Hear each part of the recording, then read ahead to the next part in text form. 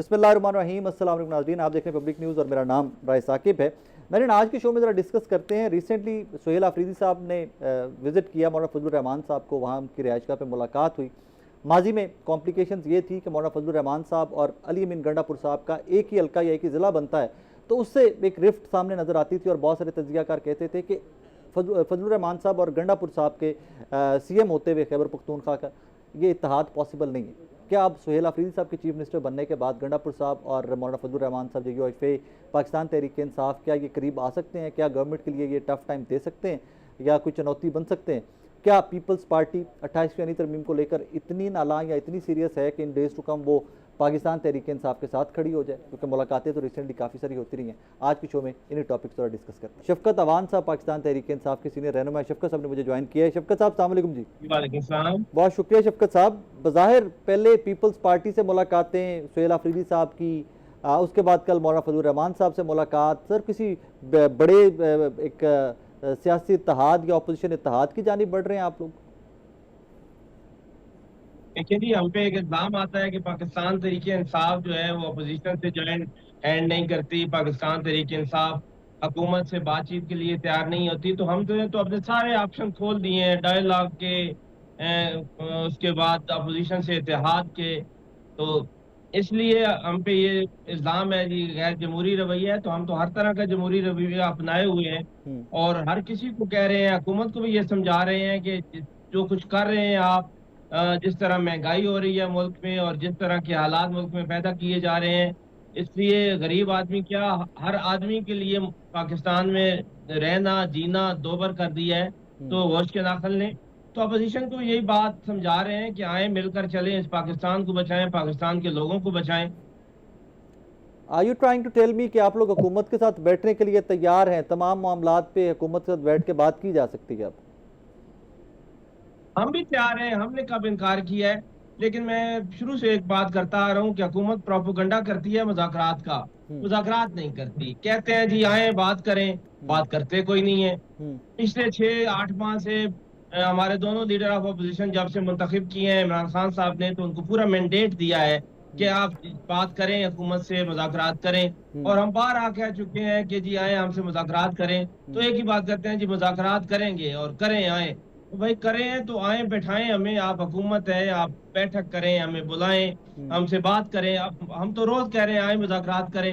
अब आप देखेंगे कि ये पता नहीं कब करेंगे या शायद अल्लाह करे करें। शफकत भाई की बनेगा एक पासे एस्टैब्लिशमेंट नाल दे मुज़ाकरात ओदे भी काम नहीं बनदा पे, हुण ते हुकूमत भी तुहाडे नाल बैठण नूं तैयार नहीं, फिर की बनेगा? ऐसी बात नहीं है। हम उनसे भी जो बात कर रहे थे एस्टेब्लिशमेंट से, उनसे भी यही बात कर रहे थे कि भाई आप अपना काम करें, सियासतदानों को अपना काम करने दें। उनसे भी यही बात करनी थी, इनसे भी यही बात करनी है कि आए जो हमारा काम है वो हम संभालें और जो और लोगों का काम है उनको कहें कि वो करें।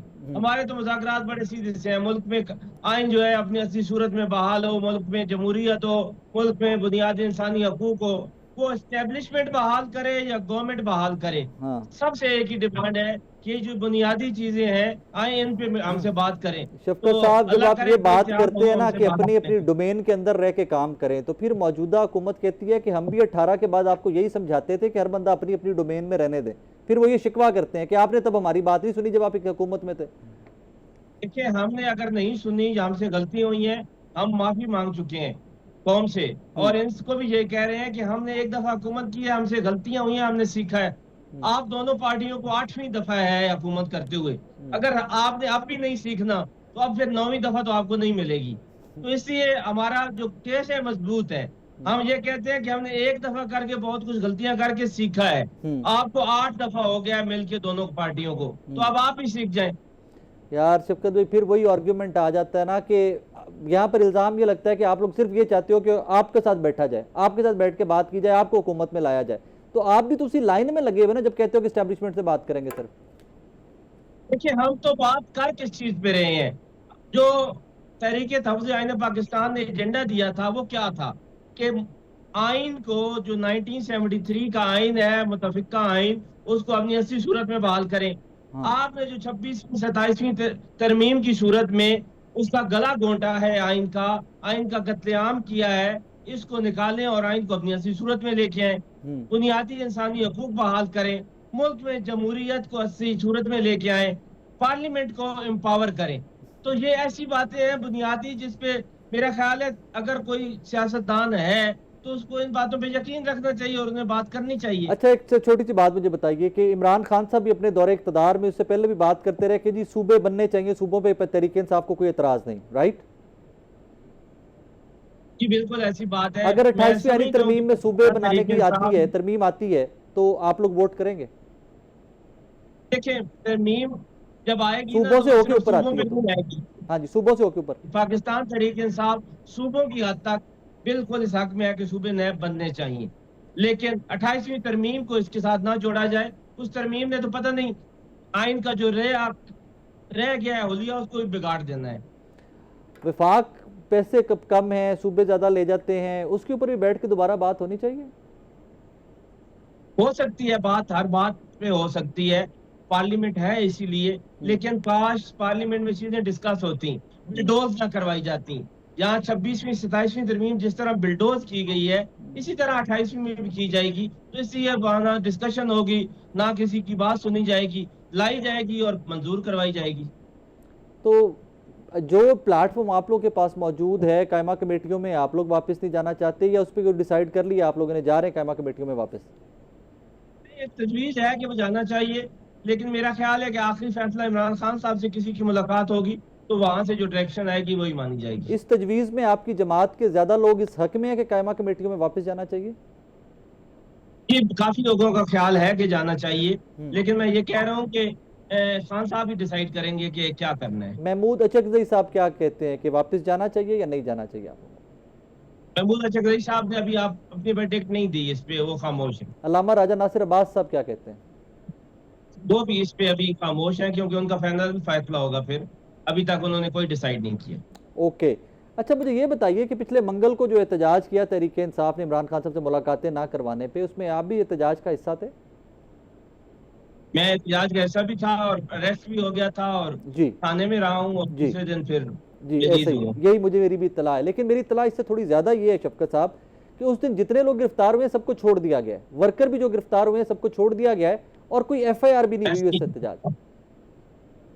मुझे नहीं पता क्या हुआ है। मैं 5 बजे मंगल को गिरफ्तार हुआ था और अगले दिन 12 बजे मुझे रिलीज कर दिया गया। रात को मुख्तलिफ थानों में फिराते रहे, पुलिस वैन में बिठाए रखा। कुछ वर्कर भी थे हमारे साथ, एक MNA भी थे, मलिक अनवर ताज साहब भी मेरे साथ, 2 एडवोकेट भी थे, मलिक साजिद महबूब एडवोकेट और मलिक तारिक अमीर, तो बाकी 2 और भी थे, वर्कर भी थे। तो अब मुझे नहीं पता कि क्या फिर गवर्नमेंट ने इसका हल निकाला या हमें क्यों इससे रिलीज कर इंप्रेशन दिया। ये मिल रहा है, लोगों को इंप्रेशन इससे ये मिलता है कि आपके बैक एंड पे कोई ना कोई मामलात चल रहे हैं हुकूमत के साथ। ऐसा नहीं है, मैं 8वीं दफा गिरफ्तार हुआ हूँ वैसे तो, लेकिन 1-2 दफा पहले भी मैं गिरफ्तार हुआ था तो उस दिन तो उसी रात को छोड़ दिया था। This is not first time कि छोड़ दिया है, पहले भी 1-2 दफा ऐसा हो चुका है। गिरफ्तारी से आगे बढ़ के आपने मीर साहब के शो में ये भी कहा कि आपको कहा जाता है कि आप डिस्क्वालीफाई हो जाएंगे, वो बात अभी भी चल रही है, कहानी चल रही है अभी भी? जी जी, ये तो थ्रेट हर वक्त मौजूद है। हाँ। लेकिन मैं क्यों कम करूं, मैं इमरान खान साहब के नाम पे वोट लेके आया हूँ, तो मेरी ड्यूटी है अपनी पार्टी को डिफेंड करना। मेरे लिए सीट अहमियत की हामिल नहीं है, मेरे लिए मेरा नजरिया जो है वो अहमियत का हामिल है। शफकत भाई, इसी तरह वोट तो शेर अफजल मरवत साहब ने भी खान साहब के नाम पे लिए थे गालिबन। शेर अफजल मरवत साहब का क्या कहा आपने जी? वोट तो उन्होंने भी इमरान खान साहब के नाम पे लिए थे ना? यही तो मैंने उन्हें प्रोग्राम में कहा है कि आप अपनी सीट तो छोड़े ना, जो इमरान खान साहब के नाम पे वोट लेके आए हैं, उसके बाद जो मर्जी करते फिरें। नहीं, लेकिन वो वोट भी लेके आए हैं, उसके ऊपर आप ही के वज़ीर आला खैबर पख्तूनख्वा के खिलाफ आईनी अदालत में भी चले जाते हैं, डेली स्टेटमेंट्स भी देते हैं और कहते हैं कि मैं वर्कर भी इमरान खान का हूँ, सिपाही भी इमरान खान का हूँ। कोई इमरान खान साहब से उनका ताल्लुक नहीं है। खान साहब ने उनको पार्टी से निकाल दिया है और बड़ी वाज़ेह डायरेक्शन है उनके बारे में कि उनका पार्टी से कोई ताल्लुक नहीं है, तो इसलिए उनका कोई ताल्लुक नहीं है पार्टी से। शफकत भाई, थैंक यू वेरी मच, बहुत शुक्रिया आपके वक्त का। आप शफकत अवान साहब की गुफ्तगू आपने सुनी। बज़ाहिर हर गवर्नमेंट जब अपोजिशन के मामलात स्टैब्लिशमेंट से या किसी भी क्वार्टर से बेहतर हो रहे होते हैं तो उस टाइम की गवर्नमेंट भी उसको डिनाई कर रही होती है और अपोजिशन भी डिनाई कर रही होती है। मेरे पास मिसाल माजी की 18 के बाद जब जिसकी बाद में इंकशाफ जनाब ख्वाजा साहब ने किया कि जनाब जनरल फैज़ साहब से मुलाकातें तब भी जारी थी, اپوزیشن بھی تب دبا کے احتجاج کرتی تھی اور حکومت بھی ڈینائل میں رہتی تھی. اب اگر ابھی بھی کچھ چل رہا ہوگا ایٹ سم پوائنٹ تو آپ کو اور مجھے شاید اطلاع ہونے کے بعد ملے گی. ایک چھوٹا سا بریک کے بعد واپس آ رہا ہوں, میرے ساتھ رہیے. ناظرین, پاکستان تحریک انصاف اور جے یو آئی فے کے بڑھتے ہوئے رابطوں کے اوپر ذرا بات کرتے ہیں کہ کیا واقعی میں کوئی بڑا تگڑا اپوزیشن اتحاد بننے جا رہا ہے یا صرف رسمی ملاقاتیں. ہمیں جوائن کیا ہے جے یو آئی فے کے رہنما جناب حاجی غلام علی صاحب نے. حاجی صاحب السلام علیکم. جی وعلیکم السلام. کیسے مزاج ہیں آپ کے؟ خیریت سے ہیں؟ ٹھیک ٹھاک ہیں؟ شکر الحمدللہ. الحمدللہ. حاجی صاحب, ریسنٹلی ہم نے دیکھا سی ایم افریدی صاحب بھی مولانا صاحب کے گھر تشریف لے گئے. ملاقاتیں مثبت ہیں؟ یہ کیا کوئی پولیٹیکل اتحاد بننے جا رہا ہے یا رسمی ملاقاتیں ہیں؟ نہیں, دیکھیں ایسے ہے نا کہ میرے خیال میں اس ملک کی سیاسی جو سچویشن ہے اس میں اللہ تعالیٰ کے فضل و کرم سے جمعیت علماء اسلام اور واحد قائد مولانا فضل الرحمان جو کہ گزشتہ 2-3 سالوں سے ملک کی سیاسی قیادت سب وہاں اکٹھے ہو کر اپنے اپنے ایشو یا مشکلات سامنے رکھتے ہیں. یہ بھی اللہ کا شکر ہے. اور ہماری سیاست, ہماری قوم نے, ملک نے, سیاستدانوں نے سیکھ بھی لی اور دیکھ بھی لی کہ ہم کبھی بھی ملک کے ریاست کے خلاف, ملک کے خلاف آئین سے ماروا یا آئین سے اڑ کوئی ہمارا سوچ یا ویژن نہیں ہے. ہم آئین کے دائرے میں رہ کر ملک میں سیاست کرتے ہیں. تو اس کے لیے چونکہ آپ نے دیکھا کہ پی ٹی آئی کہ جتنے بھی ہمارے اکابرین ہیں, اس کے جو لیڈران ہیں, وہ مسلسل گزشتہ 2 سالوں سے مولانا فضل الرحمان سے رابطے میں, پیپلز پارٹی بھی رابطے میں ہیں. ایون یہ کہ پاکستان مسلم لیگ نواز شریف صاحب اور شہباز شریف صاحب اور پوری حکومت رابطے میں ہیں. تو رابطہ ایسا ہے نا کہ جمعیت علماء اسلام اپنا مدعا ان کو بتاتی ہے کہ قوم کے مفاد میں, ملک کے مفاد میں آئین اور حاجی صاحب, یہ جو 26ویں اور 27ویں آئینی ترمیم ہوئی ہے, حاجی صاحب یہ جو 26ویں اور 27ویں آئینی ترمیم ہوئی ہے, یہ ملک کے آئین اور قانون کے مفاد میں ہوئی ہے سر؟ دیکھیں 26ویں آئینی ترمیم جو تھی اس کو اگر اصلی حالت میں منظور کی جاتی تو میرے خیال میں یہ آئین کے ساتھ مذاق نہیں, آئین کا خاتمہ تھا. جمعیت علماء اسلام کے مسلسل کوششوں سے اور سیاسی جماعتوں, ایون کے پیپلز پارٹی اور مسلم لیگ نے بھی ساتھ دیا, تو ان کے 54 شق تھے غالباً, اور 54 شقوں کو 22 شقوں پر لائے. اور اس میں ایک فیصلہ ہوا کہ یہ چیزیں نہیں ہوں گی اور اس طرح. تو اس لیے ہم نے وہ چیزیں, اس میں پی ٹی آئی بھی ہمارے ساتھ متفق تھی, اور پی ٹی آئی نے آ کے پریس کانفرنس بھی کی کہ ہم مولانا فضل الرحمان کو خراج تحسین پیش کرتے ہیں کہ جس سیاسی انداز میں انہوں نے اس ترمیم کے دانت, زہر سب نکال دیا. اب یہ الگ بات ہے کہ حکومت کو اس طرح مینڈیٹ دیا گیا کہ کوئی جماعت جو کہ آئین کی دعویٰ کرتی ہے کہ آئین ذوالفقار علی بھٹو نے دیا اور ہم اس کے وارث ہیں, اس نے مل کر مسلم لیگ کے ساتھ اس 28ویں آئینی ترمیم میں, جو کہ ہمارے ساتھ سیاسی قائدین کے ساتھ جو ایک کمٹمنٹ کی تھی, اس کمٹمنٹ سے ہٹ کر فارم 47 کو سامنے رکھ کر انہوں نے 28ویں ترمیم منظور کی, 27ویں ترمیم منظور کی, تو آ رہی ہے اور پھر اس میں وہ چیزیں لے آئی جو 28ویں تو آ رہی ہے سر ابھی. دیکھیں 28ویں ترمیم بھی میرے خیال میں جس طرح 27ویں ترمیم میں جو کچھ کر کے دکھایا گیا, تو لگتا ہے کہ پیپلز پارٹی اور مسلم لیگ مل کر اس آئین کو تباہ کرنے کے در پہ ہوں گے.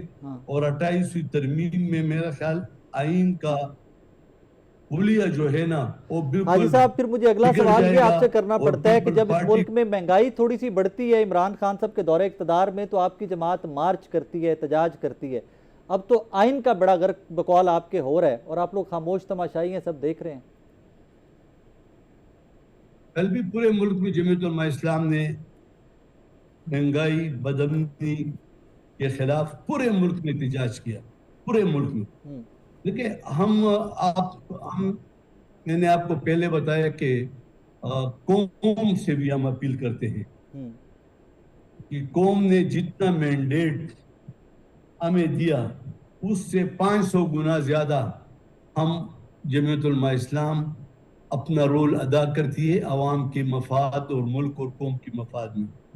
جن کو مینڈیٹ دیا اس کو دیکھ لیں، پی ٹی آئی کو دیکھ لیں، مسلم لیگ کو، نون لیگ کو. بھائی صاحب یہاں پہ ایک ضمنی سوال لے لیں، بھائی صاحب یہاں پہ ایک ضمنی سوال لے لیں پلیز. 8 فروری 2024 کو سب سے زیادہ ووٹ کے سب سے زیادہ سیٹیں قوم نے کس جماعت کو دی؟ کہ میں تو یہ کہتا ہوں نا کہ ملک، قوم، ریاستی ادارے تب ترقی کریں گے کہ ملک میں آزادانہ، منصفانہ، غیر جانبدارانہ الیکشن ہو. ٹھیک بات سر، لیکن میرا سوال مختلف تھا. میں نے کہا کہ سب سے زیادہ ووٹ قوم نے کس کو دیے، کس جماعت کو سب سے زیادہ ووٹ دیے؟ کہ اب یہ الیکشن متنازع تھے، یہ جیتنے والے بھی انکار کر رہے تھے، ہارنے والے بھی انکار کر رہے سر تھے. میرا سوال پھر وہی رہے گا کہ ووٹ سب سے زیادہ کس کو پڑا؟ جی ووٹ پڑا کس کو سب سے زیادہ؟ رزلٹ کیا آیا وہ چھوڑ دیجئے، ووٹ سب سے زیادہ دیا قوم نے کس جماعت کو؟ ووٹ تو دیکھو، جب ایک چیز کو کوئی مانے نہ، اس ووٹ کی حیثیت ہی نہیں ہے. دیکھو اس حیثیت تو تب ہوگی. میں سادہ کر دیتا ہوں، کیا نون لیگ کو سب سے زیادہ ووٹ پڑا سر؟ نہیں. پیپلز پارٹی کو سب سے زیادہ ووٹ پڑا سر؟ نہیں. پی ٹی آئی کو سب سے زیادہ ووٹ پڑا سر؟ یہ دیکھیں پی ٹی آئی کو سب سے زیادہ ووٹ جو پڑا ان سر؟ کے اتحادی ہے، نہیں، جو ان کے اتحادی ہے، M Q M, People's Party, P M L N, یہ 3-4 اتحادی ہیں. جو اتحادی ہے اس کی پریس کانفرنس آپ نے دیکھی؟ جو کیا کہتے ہیں کہ 17 سے لے کر 50-60 آدمیوں کے لوگ جو ہیں وہ حکومت میں ہیں، اور جس نے زیادہ ووٹ لیے ہیں وہ جیلوں میں. میں نہیں کہتا، یہ اس نے خود اپنے پریس کانفرنس میں جو ان کے الائی ہیں وہ کہہ رہے ہیں. تو اس سے ملک کمزور ہو رہا ہے. سر میں پھر سوال سادہ سا پھر آپ کی خدمت رکھتا ہوں، کیا سب سے زیادہ 8 فروری 2024 کو سب سے زیادہ ووٹ پی ٹی آئی کو پڑا سر؟ اب دیکھیں، ہم کہتے ہیں نا کہ ہمارے ساتھ جو دانلی ہوئی خیبر پختونخوا میں ہوئی، پی ٹی آئی نے کی. خیبر پختونخوا میں ہمیں اس طرح ہرایا گیا شاید جس طرح پی ٹی آئی کو پنجاب میں ہرایا گیا. سر سادہ سا بتا دیں کہ ووٹ سب سے زیادہ کس جماعت کو پڑا. میں نے 3-4 نام رکھے، میں تو یہاں تک پوچھا میں نے کہ جے یو آئی شے کا نام لے لیں، ووٹ سب سے زیادہ کس جماعت کو پڑا، میں نے یہ سوال پوچھا. جس طرح ہمیں ہرایا گیا اس طرح پنجاب میں ان کو ہرایا گیا، سندھ اور بس. اب دیکھیں، ہم کہتے ہیں کہ غلطیاں انسان سے ہوتی ہیں. جی میں یہ سمجھتا ہوں ایز اے پاکستانی کہ پاکستان کے ریاست بھی ہمارے، ادارے بھی ہمارے، افواج بھی ہمارے، پوری قوم ان کے پشت پر ہے، لیکن آئین اور قانون اور آزادانہ، منصفانہ اور غیر جانبدارانہ الیکشن کے پشت پر ان سب کو ہونا چاہیے. اگر یہ نہیں ہوگا تو یہ ملک کا نقصان ہے. بھائی صاحب آپ کا بہت شکریہ، آپ کے وقت کا بہت شکریہ. ایک چھوٹا سا بریک کے بعد واپس آ رہے ہیں، میرے ساتھ رہیے گا. ناظرین اس سیگمنٹ میں ذرا بات کرتے ہیں پاکستان تحریک انصاف کے بڑھتے ہوئے تعلقات پیپلز پارٹی سے اور ریسنٹ سی ایم افریدی کی ملاقات مولانا فضل الرحمان صاحب سے کہ یہ کوئی نیا پولیٹیکل اتحاد بننے جا رہا ہے، اپوزیشن ایک نئی صف بندی کر رہی ہے، یا صرف یہ رسمی ملاقاتیں ہیں، ایونچولی سب نے لائن میں لگ کے 28ویں آئینی ترمیم پہ ووٹ کرنا ہے. مجھے جوائن کر رہے ہیں سینئر جرنلسٹ جناب رسول اللہ ملک صاحب. آپ ان کا شو اکثر دیکھتے بھی رہتے ہیں ایک نجی ٹیلی ویژن پہ، اور اکثر پروگرام میں تجزیہ بھی سنتے ہوں گے ملک صاحب کا. ملک صاحب السلام علیکم. جی جی وعلیکم السلام. رائے صاحب کیسے ہیں آپ؟ الحمدللہ سر، بہت شکریہ آپ کے وقت کا. سر ایٹ ونس افریدی صاحب نکلتے ہیں، پیپلز پارٹی سے مراسم بھی بڑھانا سٹارٹ کر دیتے ہیں، پھر مولانا کے گھر بھی چلے جاتے ہیں.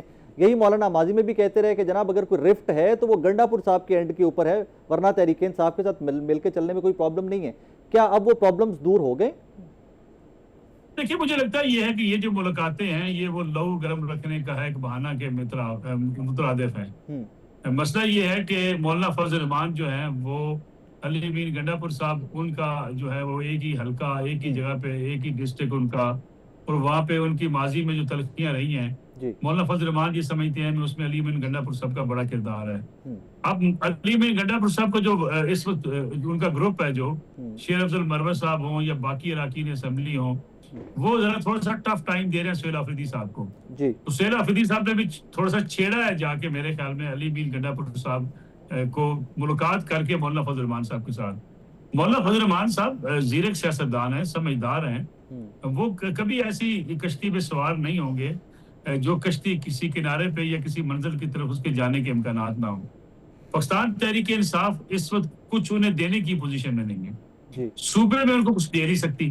اگر صوبے میں ان کے ساتھ کچھ شیئرنگ پہ آتی ہے پاکستان تحریک انصاف تو پھر تحریک انصاف کو کیا ملے گا. اور پھر اتنی دوریاں جو ہیں دونوں جماعتوں کے مابین موجود ہیں, ٹرسٹ ڈیفیسٹ ہے. اس لیے بظاہر یہ ایک مولانا فضل الرحمان بھی ایسے کارڈز ہمیشہ کھیلتے رہتے ہیں. اچھا ہے کوئی ملاقات کرنے آ جائے گا, پھر میرے خیال میں مسلم لیگ نواز سے بھی کچھ لوگ ملیں گے مولانا فضل الرحمان صاحب سے, تو یہ معاملات چلتے رہیں گے. رہی بات یہاں پہ سوال ایک یہ پیدا ہوتا ہے کہ جب پی ڈی ایم کا سربراہ بنایا گیا تھا تو مولانا کو کیا دیا گیا تھا اس کے بعد, یا کیا ایشورٹیز دی گئی تھی کہ جب حکومت بدل جائے گی تو یہ کریں گے, تو ڈیلیور کیا ہوا ہے دیٹ ٹائم؟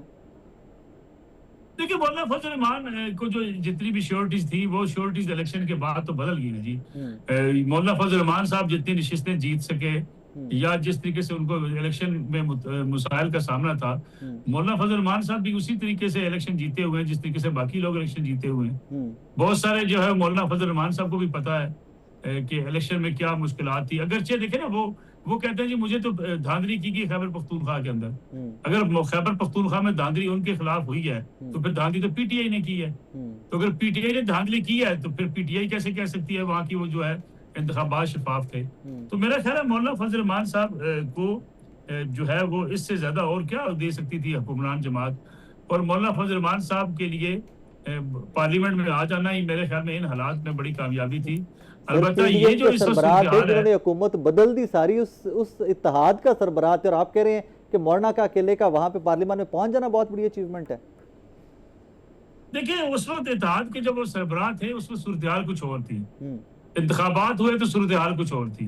اتحاد سے تو پہلے تو جو ہے وہ میاں نواز شریف صاحب بھی چوتھی بار وزیر اعظم بن رہے تھے, آپ کو یاد ہوگا. ایسا ہی ہے. یعنی اس لیے تو پھر میاں نواز شریف صاحب وزیر اعظم نہیں بن سکے, شہباز شریف صاحب وزیر اعظم بن گئے. تو میرے خیال میں جب الیکشن سے پہلے کی جو چیزیں تھیں وہ یکسر بدل گئی انتخابات کے بعد. اور مولانا فضل الرحمان جو ہے وہ کسی صورت بھی کسی ایسی جو ہے وہ پارٹی یا اتحاد کا حصہ نہیں بنیں گے جہاں انہیں ان کی پارٹی کو نقصان پہنچے یا ان کی مستقبل کی سیاست کو نقصان پہنچے. اس وقت پاکستان پیپلز پارٹی بھی کھیلے گی پاکستان تحریک انصاف کے ساتھ, کیونکہ وہ حکومت کو بھی تھوڑا سا ٹف ٹائم دینا چاہتے ہیں, ہلکا پھلکا سا اپنی جو ہے وہ وزن میں اضافہ کرنا چاہتے ہیں. تو میرا ایسا حالات ہیں نہیں, مجھے نہیں لگتا ایسے حالات ہیں کہ کوئی بڑا اتحاد بننے جا رہا ہے جس میں پی ٹی آئی ہوگی, جس میں پیپلز پارٹی ہوگی, جس میں مولانا فضل الرحمان ہوگا صاحب ہوں گے. تو میرا نہیں خیال کوئی ایسے حالات ہیں. اگر تو یہ سب اکٹھے ہو جاتے ہیں ملک صاحب پھر تو اپیرنٹلی گورنمنٹ کا ٹائم از گون نا, کہ اگر مولانا بھی اکٹھے ہو جاتے ہیں, پیپلز پارٹی بھی حکومت سے نکل کے پی ٹی آئی کے ساتھ مل جاتی ہے تو پھر تو گورنمنٹ از ڈن نا. پھر تو ایک بظاہر جو لینڈسکیپ نظر آتا ہے اس میں آ کے. لیکن پیپلز پارٹی کو 28th امینڈمنٹ کو لے کے بہت ساری ریزرویشنز ہیں. Is that one of the reasons کہ یہ بار بار پی ٹی آئی کے آپ ملاقاتیں کنڈی صاحب کی یہ وہ؟ میرے خیال میں ملک کے وسیع تر مفاد میں وہ ساری چیزیں مان جائیں گے جو انہوں نے ماننی ہوگی. دیکھیں اگر آپ جائزہ لیں اس ملک کی سیاست کا تو آپشنز کیا ہے پاکستان پیپلز پارٹی کے پاس. سندھ کی گورنمنٹ ان کے پاس ہے, صدر پاکستان وہ ہیں, اس وقت بلوچستان کی حکومت ان کے پاس ہے, آزاد کشمیر کی حکومت ان کے پاس ہے. دونوں جگہوں پہ گلگت بلتستان میں آزاد کشمیر میں انتخابات ہونے جا رہے ہیں جس میں وہ سوچ رکھتے ہیں کہ ہمیں بھی کچھ نہ کوئی حصہ تو ضرور ملے گا وہاں پہ. ان حالات میں وہ ریسیونگ اینڈ کے اوپر ہیں, کوئی گیونگ اینڈ کے اوپر تو نہیں ہے. جب بندہ گیونگ اینڈ کے اوپر نہیں ہوتا تو پھر اس کی کتنی مرضی چل سکتی ہے. آپ کو زیادہ پتہ ہے اس حوالے سے کہ جب آپ کے پاس جو ہے آپ نے کچھ لینا ہی ہے, آپ دینے کے جو ہے وہ پوزیشن میں نہیں ہے تو پھر آپ کیا کر سکتے ہیں. ہاں البتہ 28ویں ترمیم کے حوالے سے جب آپ سے کہا جائے گا جناب یہ چیزیں ہیں تو کچھ چیزیں پیپلز پارٹی منوا سکتی ہے اپنی. لیکن یہ ایک بات تو طے ہے کہ دیکھیں وفاق کے پاس پیسے نہیں ہیں, وفاق کمزور ہو چکا ہے, صوبوں کے پاس پیسے ہیں, صوبوں کے پیسے جو ہے نچلے اضلاع تک جاتے نہیں ہیں, بلدیاتی نظام آپ کا موجود نہیں ہے, نئے صوبوں کی بات چلی تھی سیاسی جماعتیں ان کو ماننے کو تیار نہیں ہیں. تو ان حالات میں پھر آپ کا جو ڈیفیسٹ ہے, آپ نے مانگ تانگ کے بجٹ بنانا ہوتا ہے, جو ڈیفیسٹ ہے اس کے لیے پیسے آپ کو آئی ایم ایف سے چاہیے ہوتے ہیں یا آپ کہیں سے بارو کرتے ہیں باہر سے جا کے. تو میرا خیال ہے ان حالات میں پیپلز پارٹی کیا کر سکتی ہے. کیا پیپلز پارٹی جو ہے وہ حکومت سے نکل کے اپنی جو ہے سندھ حکومت چھوڑ سکتی ہے, کیا پیپلز پارٹی جو ہے چیئرمین سینٹ کی سیٹ چھوڑ سکتی ہے. پیپلز پارٹی بھی قطعاً نہیں چاہے گی کہ یہ سسٹم ڈی ریل ہو, یہ سسٹم کے راستے میں رکاوٹیں بنے. وہ اپنے کچھ چیزیں منوا سکتے ہیں, کچھ چیزیں گین کر سکتے ہیں, لیکن سسٹم کے جانے سے پیپلز پارٹی بینیفیشری ہے سسٹم کی, تو وہ کیسے کھڑی ہوگی؟ سر وہ تو آپ نے اپنے پہلے جملے میں جواب دے دیا تھا کہ ملک کے وسیع تر مفاد میں سب لائن میں لگ کے ووٹ کریں گے. جواب تو آپ نے ایک جملے میں دے دیا تھا. سر کنکلوڈ کرتے ہوئے, پیپلز پارٹی ریسنٹلی نظر نہیں آئی جب پاکستان کی انٹرنیشنل اچیومنٹ تھی کہ جب شہباز شریف صاحب بہت ہائی لائٹڈ تھے, فیلڈ مارشل آصف منیر صاحب بہت ہائی لائٹڈ تھے. پیپلز پارٹی سر اس ساری گیم میں کہیں پہ نظر نہیں آئی. دیکھیں پیپلز پارٹی نے میرے خیال میں ایک غلط جو ہے وہ کارڈ کھیل دیا تھا. غلط کارڈ یہ کھیلا تھا, جب حکومت بننے جا رہی تھی تو پیپلز پارٹی یہ سوچ رکھتی تھی کہ چونکہ ایک بہت بڑی جو ہے حکومت کے خلاف مخالفت پائی جاتی ہے اور مسلم لیگ نواز حکومت میں ہوگی, مسلم لیگ نواز سے کچھ ڈیلیور نہیں ہوگا, اپوزیشن بڑی مضبوط ہوگی, پی ٹی آئی کا ووٹر جو ہے یا ان کا سپورٹر جو ہے وہ احتجاجی تحریک چلا رہا ہوگا. ان حالات میں اگر ہمارے پاس حکومتی عہدے ہوں گے تو ہم اسے دباؤ کا جو ہے ہمیں بھی سامنا کرنا پڑے گا. یہ کیلکولیشن غلط ہوئی. ان کے ذہن میں یہ تھا کہ ٹھیک ہے ہم صدر بن جاتے ہیں, ہم آئینی عہدے لے لیتے ہیں, گورنرشپ ہم لے لیتے ہیں, تو جو پریشر آئے گا وہ مسلم لیگ نواز برداشت کرے گی. ہماری تو موجیں ہوں گی, ہم کہیں گے ہمارے پاس آئینی عہدے. اور پیپلز پارٹی نے شروع میں آپ کو یاد ہوگا نے کہا بھی کہ جی فام و تفہیم ہونا چاہیے, پی ٹی آئی کے اوپر سختیاں نہیں ہونی چاہیے, عمران خان صاحب کو رہا کر دیں, کوئی حج نہیں ہے. یہ بیانات بھی اس لیے دیے گئے کہ وہ اپنے آپ کو سمجھتے تھے کہ جو پریشر ڈالا جا رہا تھا پی ٹی آئی کے اوپر, یا جس کو پی ٹی آئی کہتی ہے ہمارے اوپر ظلم و ستم ہوا, اس ظلم و ستم میں بھی اپنا نام لکھوانا چاہتے تھے اور یہ پریشر کے اوپر بھی اپنا نام لکھوانا چاہتے تھے, عہدے انجوائے کرنا چاہتے تھے. ان کو یہ اندازہ نہیں تھا کہ ہم جو ہے ہندوستان کو شکست دیں گے, ہمارا نام دنیا میں گونجے گا, شہباز شریف صاحب اور آصف منیر صاحب کے ڈنکے بجیں گے, سفارتی محاذ پہ ہم اتنی بڑی کامیابیاں حاصل کر لیں گے, اور یہ سارا کریڈٹ لے جائے گی ملک کی اسٹیبلشمنٹ, ملٹری قیادت اور سول قیادت لے جائے گی. اگر پیپلز پارٹی کو یہ پتا ہوتا کہ جناب یہ وزارت خارجہ جو ہے اپنی سفارتی کامیابیاں حاصل کرے گی تو بلاول صاحب وزیر خارجہ ہوتے, وہ حکومت کے اندر شامل ہوتے. کیا ابھی بھی وزیر اعظم کی دوڑ میں بلاول صاحب شامل ہیں؟ دیکھیں میرے خیال میں پیپلز پارٹی بھی وزارت عظمیٰ چاہتی ہے, مریم نواز شریف صاحبہ بھی چاہتی ہے وزارت عظمیٰ ان کے پاس آئے, لیکن مجھے بظاہر یہ لگتا یہ ہے کہ شہباز شریف صاحب کی اننگز ذرا لمبی اننگز ہوگی. یہ لوگوں کے لیے بڑی حیران کن بات تو ہے, لیکن یہ کچھ چیزیں ایسی اس خطے میں آپ دیکھیں گے, اس وقت دنیا کے جو عالمی حالات بن رہے ہیں, پاکستان کے جو حالات ہیں اس وقت, تو جو ہے پذیرائی جس کے بارے میں کہا جاتا تھا کہ باہر سے دباؤ آ جائے گا, وہ دباؤ کیا آنا ہے, آپ دباؤ ڈالنے کی پوزیشن میں تو پاکستان جا چکا ہے. یعنی اس وقت پاکستان کی سول اور ملٹری قیادت کو جو سپورٹ حاصل ہے عالمی سطح پہ, ان حالات میں تو میرے خیال میں وہ جو مرضی کر لیں, کوئی ان کی پوچھے والا نہیں ہوگا. جب آپ لمبی اننگز کی بات کرتے ہیں تو کہیں اسمبلی سے کوئی ٹینیور بڑھانے کی بات تو نہیں ہو رہی؟ دیکھیں کچھ بھی ہو سکتا ہے پاکستان کی سیاست میں, کیا نہیں ہو سکتا. انتخابات تاخیر سے ہوئے, لوگوں نے کہا جی تاخیر سے نہیں ہوں گے, تاخیر سے ہو گئے. نگران حکومت لمبی چلتی رہی, لوگوں نے کہا اس کا کوئی طریقہ کار نہیں ہوگا, وہ بھی ہو گیا. پھر اس لیے اگر آپ کی اسمبلی جو ہے وہ مدت بڑھا دیتی ہے تب بھی آپ اس میں کیا رکاوٹ کیا کھڑی کر لیں گے. بھائی دیکھیں پاکستان تحریک انصاف ایک مؤثر طاقت تھی, سیاسی طاقت, لیکن غیر سیاسی فیصلے کرنے کے نتیجے میں وہ آج اتنی کارنر ہوئی ہے کہ کوئی ان سے پوچھ نہیں رہا, نہ ان کی کوئی سیاسی طور پہ حیثیت ہے, نہ حکومت کے اوپر وہ دباؤ ڈال سکتے ہیں. تو حکومت تو بالکل آزاد ہے نا جی, حکومت جو چاہے کرنا چاہے کر سکتی ہے. رائٹ ناؤ یس, وہ آزاد ہیں, بالکل ہیں. ملک صاحب بہت شکریہ آپ کے وقت کا, تھینک یو سو مچ. ناظرین, جناب نصر اللہ ملک صاحب کی گفتگو آپ نے سنی. بظاہر ان کی ساری کیلکولیشنز یا جن ڈائریکشن میں پوائنٹ کر رہے تھے چیزیں بالکل ویسی کی ویسی دکھائی دیتی ہیں کہ یس پیپلز پارٹی کے کچھ غلط فیصلے آج اس مقام پہ لا کے ان کو کھڑے کر دیے پیپلز پارٹی کو کہ آج ڈیفینیٹلی زرداری صاحب اور بلاول بھٹو زرداری صاحب سوچتے ہوں گے کہ شاید ہمیں سٹیپس تھوڑے سے ریکیلکولیٹ کر کے آج دیٹ ٹائم لینے چاہیے تھے. ایک چھوٹا سا بریک کے بعد واپس آ رہے ہیں, میرے ساتھ رہیے گا. ناظرین, سنس بجٹ کی آمد ہے تو اسی پہ بات کرتے ہیں کہ ویسے تو ابھی ایران امریکہ والا کانفلکٹ جو ہے اس کے بعد کے حالات و واقعات پوری دنیا کی اکانومیز کے آپ کے سامنے ہیں, لیکن مجھے ایک ریسنٹ سٹیٹمنٹ بار بار یاد آ رہی ہے کہ بجلی اتنی سستی ہو جائے گی پاکستان میں. ہمارے ایک وزیر نے کہا کہ جناب رات کو آپ بیٹریز میں سیو کر کے بھی استعمال کر سکیں گے. ذرا اس پہ بات کرتے ہیں کہ اس بجٹ میں کوئی مشکلات کم ہونے جا رہی ہیں آپ کی, میری یا نہیں. ہارون شریف صاحب نے ہمیں جوائن کیا. ہارون صاحب السلام علیکم سر. السلام علیکم جی sir, thank you very much for time. موٹا سا سوال سر ہر پاکستانی کے ذہن میں آج کل یہی ہے کہ بجٹ کی آمد ہے, کوئی پاکستانیوں کی مشکلات کم ہوتی دکھائی دے رہی ہیں؟ جی بظاہر تو نہیں دکھائی دے رہی انفارچونیٹلی, کیونکہ صورتحال کے اندر وہی ہے, کوئی تبدیلی نہیں ہے. بجٹ کے اندر حکومت کے پاس کوئی اتنا پلے اراؤنڈ کرنے کا گنجائش نہیں ہے. کیونکہ تقریباً 46 to 48% ڈیٹ سروسنگ میں چلا جائے گا بجٹ کا، جو کہ قرض کی ادائیگی اور سود کی. اس کے بعد جو بچتا ہے، اور اس دفعہ جو کیونکہ ہمارے اوپر سیکیورٹی کا پریشر بھی ہے، ویسٹرن بارڈر پہ کانفلکٹ چل رہا ہے، تو آئی ایم شیور کہ ڈیفنس کے اندر انکریز کرنا پڑے گا، کیونکہ وہاں پر آپ ایک پورا وار لائک سچویشن میں ہیں. تیسرا یہ ہے کہ جو گورنمنٹ کی اپنی صورتحال ہے، خاص طور پہ پینشنز کی پیمنٹ کا جو وزن ہے، بوجھ، وہ تو سیلریز کو بھی کراس کر گیا ہے. سو گورنمنٹ کے پیسے تو ڈے 1 پہ بجٹ کے ان چیزوں میں بک ہو جاتے ہیں. پھر جو پبلک سیکٹر ڈیولپمنٹ پروگرام وغیرہ ہے اور BISP ہے، وہی بچتا ہے. اور پبلک سیکٹر ڈیولپمنٹ پروگرام بھی آپ دیکھیے ہسٹوریکلی جب بھی کوئی ایڈجسٹمنٹ کرنی ہوتی ہے تو اس میں ہٹ آتی ہے. تو اخراجات کا انالیسس تو یہ ہے. جو ریونیو کا انالیسس ہے اس کے اندر ٹارگیٹس سبسٹینشلی بڑھا دیے گئے ہیں IMF کے ساتھ.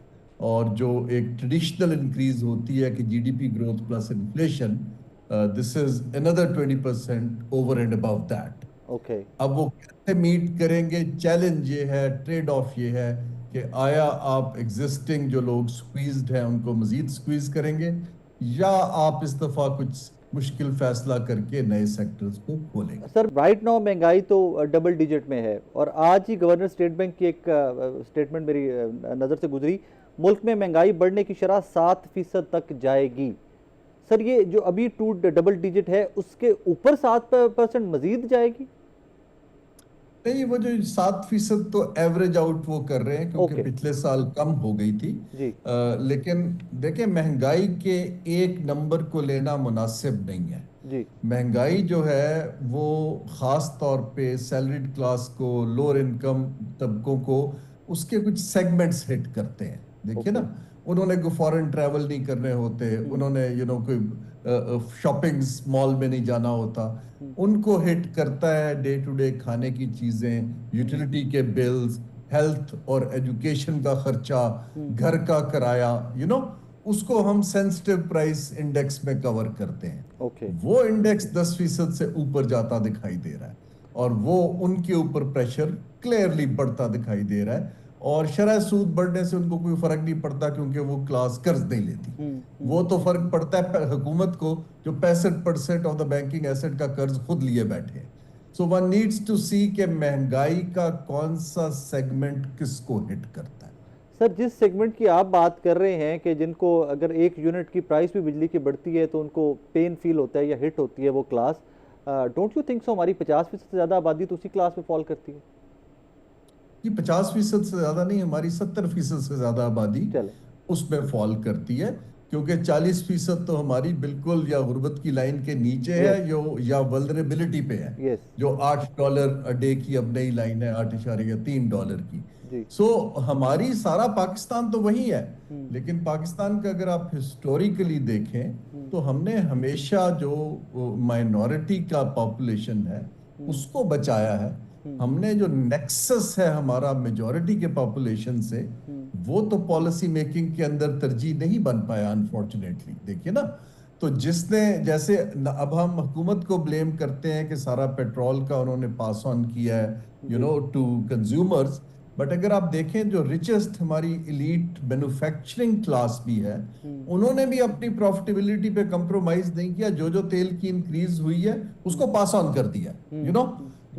سب کچھ at the end of the day the burden جو ہے that is going to be لوگ جن کے پاس انکم بریکٹ کم ہے، ان کی کنزمپشن پار ہٹ ہو رہی ہے نا. سر یہ 200 یونٹ پروٹیکٹڈ کسٹمرز، اس کے اوپر کے منسٹری کی وضاحت بھی آئی کہ ایسا کچھ نہیں کرنے جا رہے، لیکن شہباز رانا صاحب کی خبر ہے وہ رات کو بھی اس خبر کے اوپر پکے تھے کہ جناب انہوں نے IMF کو ایشورٹی دے دی ہے، انہوں نے ان کو کنفرم کر دیا کہ we are going to do that.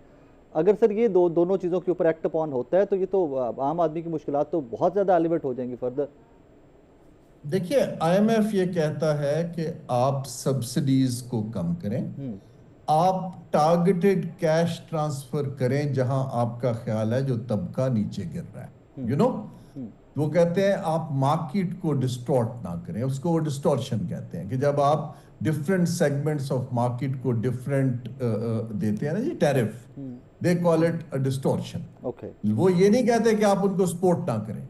Problem یہ ہے کہ ہمارے پاس غریب کے لیے تو BISP بنا ہوا ہے جس کے تھرو آپ پاس آن کرتے ہیں, لیکن ہمارے پاس جو سیلریڈ طبقہ ہے یا لوور مڈل انکم کا کیٹیگری ہے اس کے لیے کوئی ادارہ جاتی ہمارے پاس سٹرکچر نہیں ہے. دیکھیں نا آپ کو سو اس لیے ہٹ اینڈ ٹرائل سے کبھی پیٹرول پمپ پہ ہر جگہ تصویر لگی ہوتی ہے پرائم منسٹر کی کہ جی ہم اتنے 20 روپے کی چھوٹ دے رہے ہیں, آپ ایپ لوڈ کریں, آپ یہ کر لیں, وہ everybody can't do it, you know.